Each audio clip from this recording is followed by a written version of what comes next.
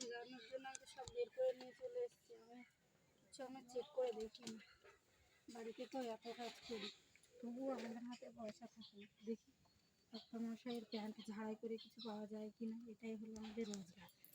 যদি পাওয়া যায়, দুর্গার সামনে তো দুর্গা পুজো আসছে, তোমরা জানোই, এটাই হবে আমার রোজগার।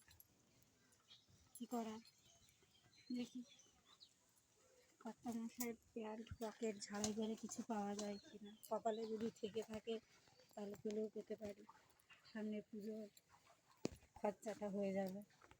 এত বাড়িতে এত পরিশ্রম করি, তবুও আমাদের হাত ফাঁকা। দেখি আমার কপালটা আজকে কতটা ভালো, সেটা আজকে দেখার বেলা। কপালটা মনে হচ্ছে ভালো বন্ধুরা, দেখো আমি কী পেয়েছি।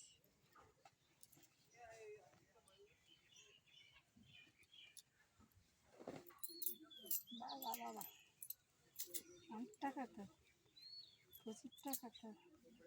2 টাকা, 6 টাকা, 8 টাকা, 10 টাকা, 12 টাকা, 13 টাকা, 14 টাকা, 16 টাকা, 18 টাকা।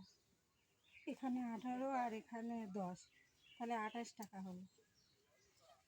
এই 28 টাকা এরকমভাবেই আমরা জমাতে থাকি নিজেদের ক্যাশ ব্যাক। কী করব।